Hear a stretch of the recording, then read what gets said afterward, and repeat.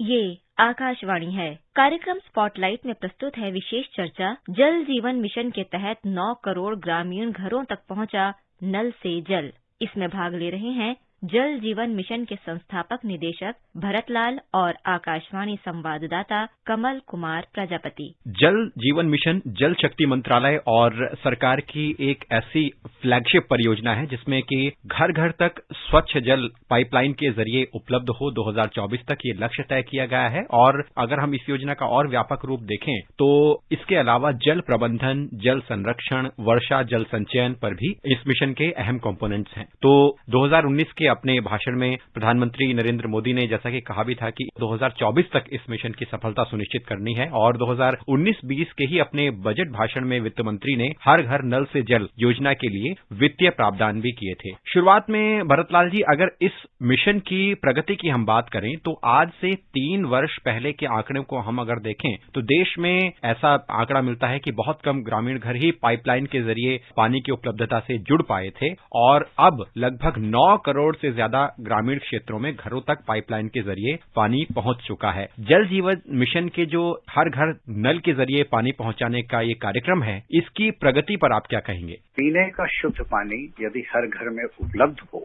प्रचुर मात्रा में हो, सही गुणवत्ता का हो और उसके लिए हमारी माँ और बहनों को दूर तक नहीं जाना पड़े, तो इससे समाज का बहुत फायदा है। खास करके महिलाओं का, लड़कियों का, उनका समय बचता है, सभी का स्वास्थ्य अच्छा रहता है, गंदे पानी से होने वाली बीमारियां नहीं होती हैं। पहले लोग जो है पब्लिक स्टैंड पोस्ट पे या कहीं आसपास से लाते थे और 2019 में जब ये प्रोग्राम शुरू हुआ तो उस समय करीब 17% घरों में 3 करोड़ 23 लाख घरों में 19 करोड़ 23 लाख इस समय देश में घर, उसमें 3 करोड़ 23 लाख घरों में ही नल से जल की व्यवस्था थी, जो आज बढ़ करके 9 करोड़ के आंकड़े को पार कर चुका है। तो एक बहुत पूरे देश की एक बहुत बड़ी प्रगति है और इसमें सभी राज्य, सभी जिला पंचायतें, स्वयंसेवी संस्थाएं, ये सभी इसमें मिलकर के काम करती हैं और केंद्र सरकार की ओर से जल शक्ति मंत्रालय की ओर से राष्ट्रीय जल जीवन मिशन की संरचना की गई थी और उसके माध्यम से पूरे देश में इसका अमल किया जा रहा है। सच में देखा जाए तो ये बहुत बड़ी बात है क्योंकि 2019 तक सिर्फ 3 करोड़ 23 लाख घरों में कनेक्शन था।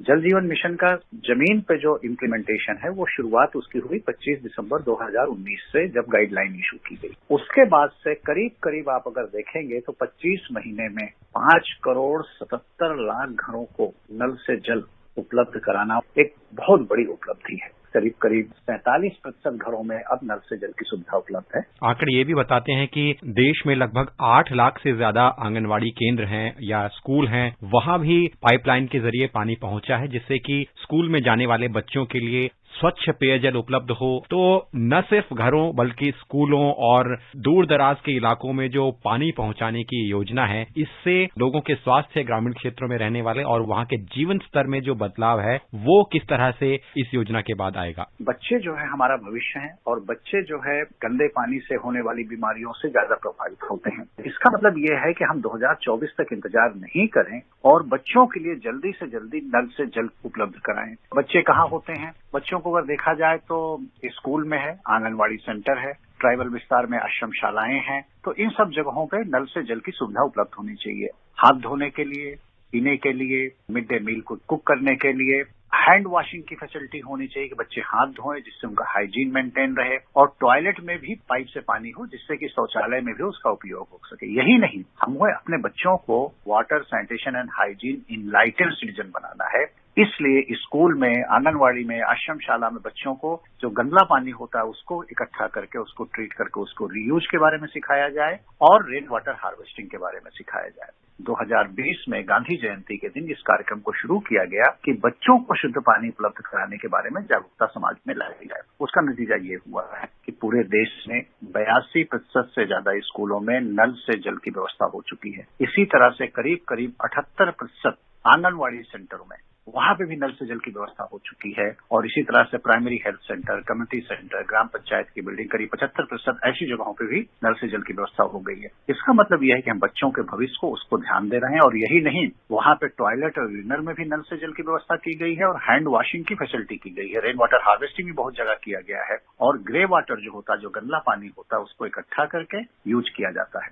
इसकी जो सबसे बड़ा फायदा है, न सिर्फ बच्चों का स्वास्थ्य इससे अच्छा होगा, पर वो एक प्रबुद्ध, एक इनलाइटेंड नागरिक बनेंगे जो कि जल के प्रति, उसकी गुणवत्ता के प्रति, उसके सदुपयोग के प्रति जागरूक होंगे और ये एक समाज में बहुत बड़ा इससे परिवर्तन आए। भरतलाल जी, अगर हम जल जीवन मिशन के व्यापक स्वरूप को देखें तो हम पाते हैं कि भारत भौगोलिक रूप से बहुत विविध है और इस मामले में ये एक चुनौतीपूर्ण रहा है पहले के समय में भी कि गांवों तक पानी की उपलब्धता कैसे सुनिश्चित की जा सके। तो इस कार्यक्रम को आप जैसे विशेषज्ञों ने जब तैयार किया होगा तो ये एक अप्रोच देखने को मिली कि जन समुदाय की भागीदारी इस कार्यक्रम में शामिल हो, जिससे कि ये एक जन आंदोलन बने। और अगर मैं जब इस योजना के बारे में पढ़ रहा था तो इसमें ये देखा गया कि इसका एक डिसेंट्रलाइज्ड स्वरूप तैयार किया गया है। केंद्र सरकार के अलावा राज्य और जिला स्तर पर, यहां तक कि पंचायत स्तर पर ग्रामीण लोग पानी के प्रबंधन संचालन को अपने हाथ में लें और महिलाओं की भागीदारी को इसमें सुनिश्चित किया गया है। पानी समितियां बनाई गई हैं और हम आंकड़ा भी देखें तो अब तक देश में लगभग 4,70,000 के आसपास पानी समितियां बन चुकी हैं। तो जो व्यापक स्वरूप तैयार किया गया है, इस योजना का विकेंद्रीकरण किया गया है, ये इस योजना के लक्ष्यों को हासिल करने में और देश के कोने कोने में पानी की उपलब्धता सुनिश्चित करने में कैसे एक अहम भूमिका निभाता है। जब सरकार ने इस तरह का प्रोग्राम शुरू किया तो मुझे इस बात की खुशी है कि देश के लोगों ने इसको अपनाया और इसको एक जन आंदोलन में परिवर्तित किया। उन्होंने अपना प्रोग्राम बनाया। इसमें जो व्यवस्था की गई वो ये की गई है कि इसको लोग सरकारी प्रोग्राम की तरह ना देखें और अपना प्रोग्राम बनाएं। इसके लिए क्या व्यवस्था की गई कि जब गांव में एस्टिमेट बनेगा, प्लान बनेगा कि पानी का सोर्स कहाँ है, किस तरह की स्कीम बनना चाहिए, पानी की टंकी कहाँ बनना चाहिए, कहाँ बोर बनना चाहिए, तो ये टेक्निकल मदद से राज्य के जो इंजीनियर होते हैं पब्लिक हेल्थ डिपार्टमेंट के, उनके इंजीनियर की मदद से गांव वाले तय करेंगे। ग्राम पंचायत या ग्राम पंचायत की एक उप समिति, जिसको कि village water and sanitation committee या पेयजल एवं स्वच्छता समिति कहते हैं या पानी समिति कहते हैं, जिसमें 10 से 15 मेंबर होते हैं और गांव वाले इसको अपना चुनते हैं। तो ये लोग जो है निर्णय करेंगे कि हमारी जो है स्कीम किस तरह की होनी चाहिए। दूसरी इसमें व्यवस्था ये की गई है कि गांव के लोग मेहनत करके लेबर के फॉर्म में या गांव में कुछ मटेरियल दे दें, सैंड दे दें, बालू जिसको कहते हैं, या कच्ची दे दें, या कोई चीज तरह की ईंट दे दें, या अपना आर्थिक योगदान कर सकते हैं। तो गांव के लोग इसमें 10% तक अपना स्कीम की कॉस्ट में योगदान कर सकते हैं और स्कीम पूरा होने के बाद सरकार जो है 10% जो है वापस करेगी गांव वालों को कि उनकी कमेटी में के अकाउंट में रहे और वो एक रिवॉल्विंग फंड होता है जिससे ऑपरेट मेंटेन करे। तीसरी चीज इसमें ये की गई है कि हर गांव की जो पानी समिति होगी उसकी बहुत निर्णायक भूमिका है और वो 10 से 15 लोग उसमें होते हैं, 50% महिलाएं होती हैं और 25% जो है कमजोर वर्ग के लोग होते हैं इस कमेटी में। तो ये कमेटी है इसका संचालन करेगी, इसका सारे निर्णय करेगी, ऑपरेट करेगी, मेंटेन करेगी, मैनेज करेगी। और यही नहीं, 6,05,000 गांव में 4 लाख से ज्यादा जो है गांव में ये पानी समितियां बन चुकी हैं। और इसी तरह से गांव वाले अपना अगले 5 साल का विलेज एक्शन प्लान बनाते हैं कि अगले 5 साल में पानी से लगता क्या क्या काम करेंगे गांव में। उसके लिए भी सरकार जो है 15वें वित्त आयोग के निर्णय के हिसाब से करीब 1,42,000 करोड़ रुपए जो है अगले 5 साल में गांव के पंचायतों को उपलब्ध कराएगी। हर साल करीब 26 से 28,000 करोड़ रुपया इस काम के लिए दिया जाता है, जिसमें पानी और स्वच्छता का काम होता है। तो जल जीवन मिशन के अलावा रख रखाव के लिए, ऑपरेशन मेंटेनेंस के लिए अलग से 15वें वित्त आयोग की अनुशंसा के हिसाब से ये पैसा गांव वालों को उपलब्ध कराया जाता है, जिससे कि वो लोग इसको ऑपरेट मेंटेन कर सकें। और यही नहीं, जल जीवन मिशन के अंदर जो है सबसे बड़ी बात यह है जन भागीदारी।